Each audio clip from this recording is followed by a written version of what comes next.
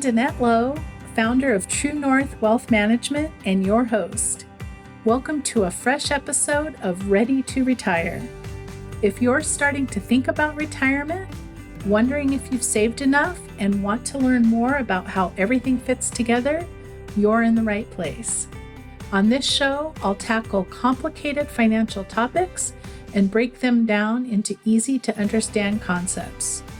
If you're ready to live an amazing life filled with family, friends, travel, and interesting experiences, you're in the right place. Are you ready to retire? Let's go.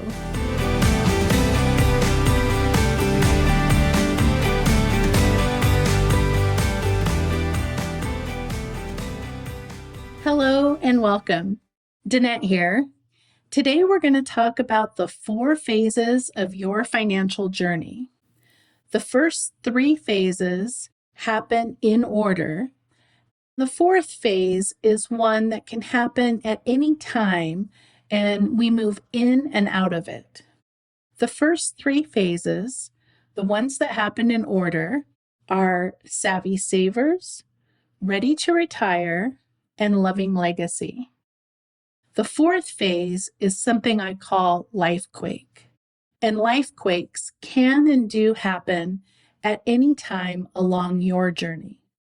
I first heard the term life quake when attending a spiritual conference a few years ago. I was listening to a speaker named Danette Lowe. She is the founder of the Abundant Love Project. And if you have a minute, check out the work they are doing on their Facebook page. It's really extraordinary. Years ago, Danette Lowe lost her daughter, and she was in a very sad place in her life. She described this period in her life as a life quake. And I always thought that that was such a really great way to describe dealing with the unexpected tragedies, things that turn us upside down, dealing with the unexpected things in our life. At any point along our financial journey, whether we're in the accumulation phase, like the savvy savers are, or we're in the ready to retire phase, or if we have retired many years ago and everything's going good and we're in the loving legacy phase. At any point along our financial journey, we can be faced with a life quake. Today, we're going to explore each of these phases along your journey and hopefully provide some pro tips, some relevant issues to consider, and maybe a little mom advice. Let's begin by talking about why I created these 4 phases to use while working with my clients in their financial planning journey. When I first started out as a financial advisor, I wanted to make sure that I covered everything that I thought my clients could need to know about every financial topic. Anything that could possibly pertain to them, I was bringing it up. A great example is RMDs, or required minimum distributions. If you were my client back in the early days, I would start explaining how to take your RMDs multiple times to you 5 to maybe 10 years before you were actually required to take them. I wanted you to be prepared. And then something happened when the magic year hit and it was time for you to start taking your required minimum distributions. People were asking me questions like it was the first time they had ever heard the subject and that I had never mentioned it to them before. Oh, I see. I learned a really important lesson that unless something is relevant to you in your life at the time you hear it, then chances are you're not going to take it in.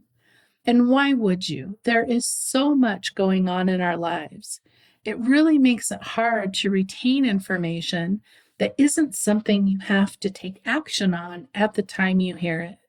So I began to group my clients into the first 3 categories I mentioned. I call them savvy savers, ready to retire, and loving legacy. And I began organizing my client meetings and the content and information I brought into the meetings around those three segments of your life, around where you found yourself in the journey. That system has worked very well for many years. I still use it on a daily basis with my clients. Every one of my clients is in one of these four categories in total, and it helps us determine what to talk about in our meetings. And I wanted to share this framework with you. I want you to think about where you can see yourself in the context of these categories, so that as we're talking about these categories in the future, you can say, hey, I can see myself as a savvy saver. Therefore, I'm going to listen to this tip on someone who is in the savings mode. Or I am, in fact, ready to retire. And so I'm going to key in when she talks about someone that's in that category. As I said before, the first three categories happen sequentially as you move through your life. I found I had to add a category that someone could move into and out of at any point along their journey. And that is the life quake category that I talked about earlier. Let me share a quick story. Many years ago, I was working with a retired couple. They were in what I would call the loving legacy phase. Our planning conversations centered around their kids and grandkids, and this couple were some of my very first clients. They lived near me, and so I would schedule the meetings for the evening, and I would meet them in their home. The husband had a wicked sense of humor, and he always made me laugh. He reminded me of my dad in that way. The wife, also so sweet and fun. She inspired me to learn how to knit, and I've been knitting for over 20 years as a result of her influence in meeting her. We had been working together a long time, and at one meeting, they came in. It was a little bit serious, and you could tell. And they said that he had been diagnosed with Alzheimer's and that she would need to be handling more of the financial affairs, and could I help her? Of course, I said yes. There was nothing I wouldn't have done to help them. But what she needed help with was the basics. She needed help balancing her checkbook, paying her bills. Sometimes she would come in once a week, and I sat with her and taught her how to balance a checkbook. She kept a ledger, and she would bring her ledger in, and we would go over it. And maybe we have meetings normally twice a year. But in this period of time in their lives, when she was experiencing a life quake, we were getting together about once a week.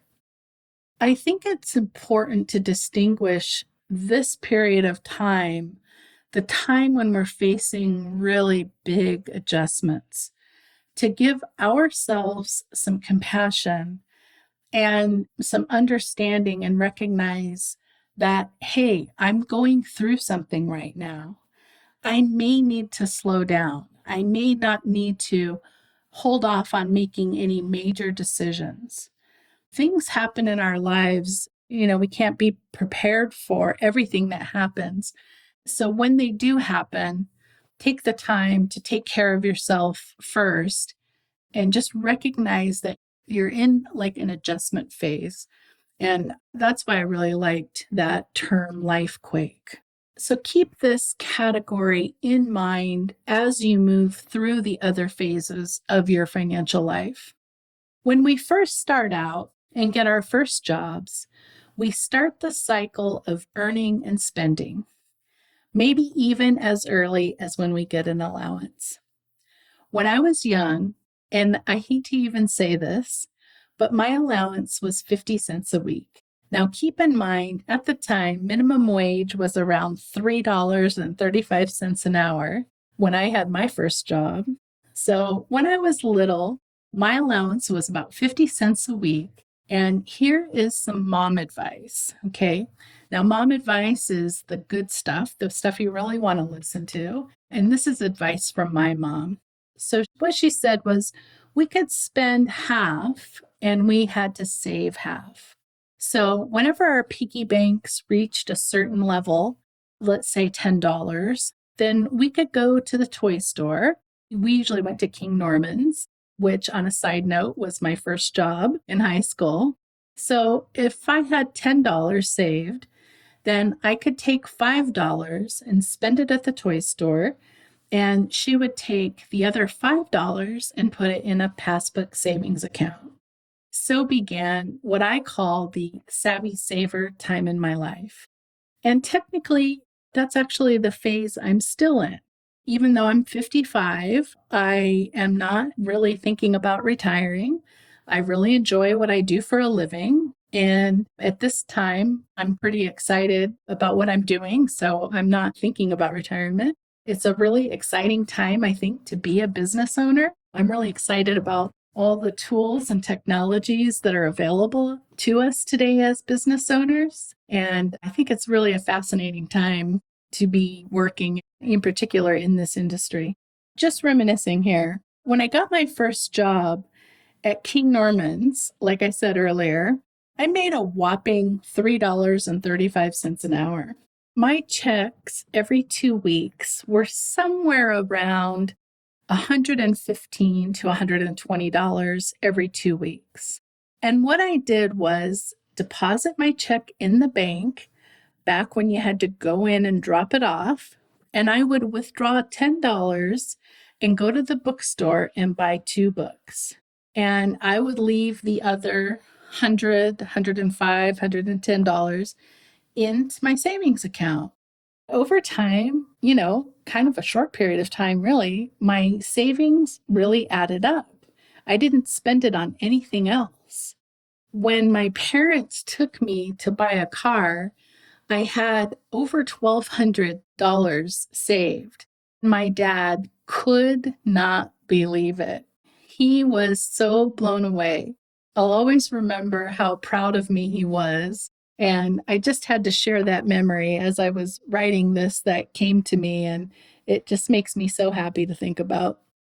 It's like we talked about in the last episode, the golden rule is to spend less than what we bring in.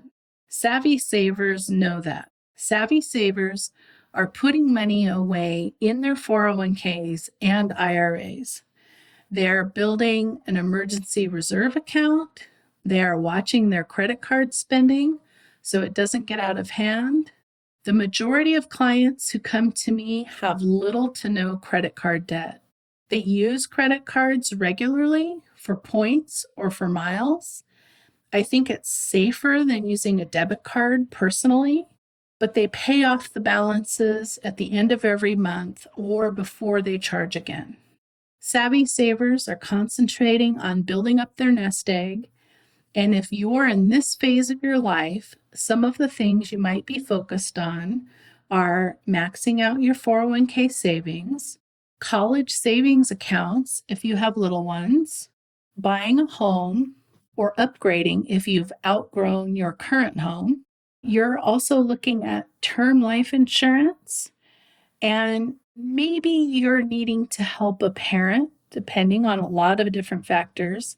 That certainly comes into play the older we get. Looking after a parent can ultimately become a serious expense, depending on everybody's situation. The golden rule, like we said before, is to spend less than what you make. That is so important. As long as you save at least something out of each paycheck, then you're doing great and you're a savvy saver. If you ask me, Danette, how much out of my paycheck should I save? I would recommend somewhere between 10 to 15% of your take-home pay. If you're not there yet, then just make a goal of spending a little bit less each month and saving a little bit more each month. Right now, I'm fascinated with the idea of building efficiencies into my daily life. And I'm focused on how I'm spending my time, how I'm nurturing the relationships I have in my life, and picking up the phone and calling a friend or calling a cousin. These are tiny examples of things you can do that are totally enjoyable and yet adds no extra cost to your life. Let's talk about the ready to retire phase. This is when, by far, more people seek out the advice of a financial planner. This is the time in your life where you might have a date of retirement in mind. You might be offered a retirement package through your work. You might have had enough of the corporate life or selling your business. You might have some hobbies and interests that you want to explore and don't feel like you can pursue them while you're working full time, especially if you have any kind of commute. On top of working full time, you might be starting to think of when you're going to stop working. The main characteristic of this time in your life is the uncertainty it brings up. This few year period when you transition from being a net saver to being a net spender, essentially, can be a scary time. And I don't like to use the word scary because hopefully by listening to this show, we can reduce fear and anxiety about the retirement question. But this is the time where you begin to ask yourself, have I saved enough? Can I retire and enjoy the same lifestyle that I have now? How many of you have heard the phrase living on a fixed income? Doesn't that bring up some negative connotations? Unless it's just from my own childhood, but I remember my grandmother saying, I'm living on a fixed income, which was code for I can't spend any extra money. And I think that's what creates the fear about transitioning from working to retiring, is that fear that you're not going to have enough money set aside. So in the ready to retire phase, this usually occurs about 3 to 5 years before you retire and ends after the first 1 to 2 years after you retire. So if you're married, maybe one spouse has already retired and now you're considering it. So it can be a little bit of a longer window of time. And this is just a particularly challenging period of time. You're asking yourself, have I saved enough? Do I have enough saved? With all the uncertainty in the world today, do I have enough saved to have, be, or do the things that I've been wanting to? Add on a downturn in the stock market like we've been experiencing, and you can really compound that uncertainty. Sometimes we use the phrase sandwich generation to describe this period in your life, because when you get to the point where you're starting to think about retirement, you might also still be somewhat supporting your kids, and you might start to be involved with helping your parents if they need it. This is where we got the name of the show, Ready to Retire, because we wanted to focus on helping those of you in this window of time in your life where you have the most uncertainty, and hopefully you will get the most benefit from listening. A pro tip here: if you're working with a financial planner already, that's great. If not, and you'd like to start talking to one, you can go to the CFP Board's website at letsmakeaplan.org to search for a financial planner near you. A financial planner will help you factor in things like inflation, changes in current legislation, medical expenses, and things like that into your spending plan, into your financial plan. Also, in order to support you, we've created a workbook that you can download called The 3 Steps to Planning an Epic Retirement. You can download this workbook for free by visiting our website. We will include a link in the description, and you can use this workbook to help organize your information and share it with your financial planner when you meet with them. The last phase that we're going to discuss today is the one that I like to call loving legacy. This is the special time in your life where you get to plan for the distribution of your wealth to the people you love and the organizations you support. In the loving legacy phase, you have been retired for several years.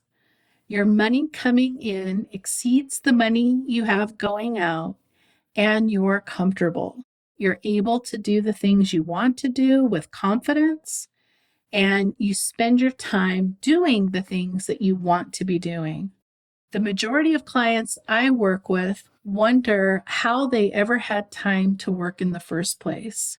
Their lives are so full, filled with spending time with family and friends, traveling to places they've always wanted to visit, spending time on their interests and hobbies.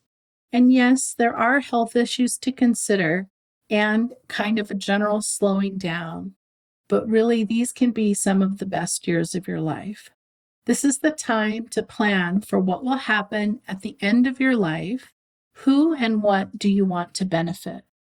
If you haven't done a trust review or a beneficiary review, this is the time to be working on those documents. We recommend doing a review of your trusts and beneficiaries every 3 to 5 years. It's always amazing how much life can change in that short period of time. One of the considerations to me is who will you name as a successor trustee? And can that person handle the responsibility? This is such an important topic. We're going to dedicate a future episode just to talking about trusts and trustees, the important issues to consider, and what to do if you have been named a successor trustee. To wrap things up, today we talked about the 4 phases of your financial journey. The first phase is the accumulation phase. We call those of you in that area savvy savers. You are primarily focused on saving enough to be able to retire while navigating your rising careers, growing families, buying a house, and the like. Then comes the ready to retire phase of your life, which is characterized by asking the question, have I saved enough? And am I ready to retire? And although this is a shorter phase of your life, it's often the most intense. Then you enter into the loving legacy phase, which is also called the distribution phase. This is where you get to decide how you want to benefit the people in your life that you love and the organizations in your life that you care about. The 4th phase we mentioned is called lifequake, and lifequakes can happen at any time along your journey. You move into them suddenly, and they can last for an unknown amount of time, but eventually you'll move back out of them. It's important to remember to treat yourself with love and compassion if you're in this phase. And that's probably a good idea for any phase, but particularly if you're in this phase. And take your time before making any major financial decisions. We will be using this framework as we discuss different topics in future episodes. When I sat down to write this episode, I felt that it was important for us to talk about these different phases so that you can recognize yourself in one of them. It will help you filter all the information that's being thrown at you on a daily basis, help you narrow down and discern what is relevant to you in this moment. As we discussed earlier, that's what's important. And if you find yourself in the ready to retire phase of your life, this is a great time to meet with your financial planner to discuss how you're doing. They can answer many of the questions that you have, like, have I saved enough? If you need help finding a planner, you can go online to the CFP board website at letsmakeaplan.org and search for a certified financial planning professional near you. We also have a workbook available called The 3 Steps to Planning an Epic Retirement. And that workbook is available on our website at trunorthwealth.com, and we'll put a link in the description. The workbook is a companion to our 3-part series called The 3 Steps to Planning an Epic Retirement. In our next episode, we are going to tackle behavioral finance and the topic of biases. A few years ago, I attended a lecture. The speaker was talking about all of the different biases that we have.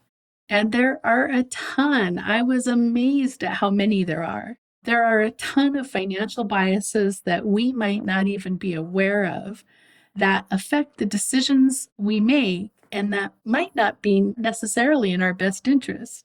I'm really looking forward to exploring that topic with you in the next episode. Thank you for listening, and I look forward to seeing you in the next episode. Thank you for tuning in to Ready to Retire. I'm your host and certified financial planning professional, Danette Lowe. For over 20 years, I've been helping busy professionals beautifully navigate the transition from working full-time and saving their money to confidently retire and live the lifestyle they've worked so hard to create. For more action items and help as you approach retirement, sign up for our newsletter at trunorthwealth.com.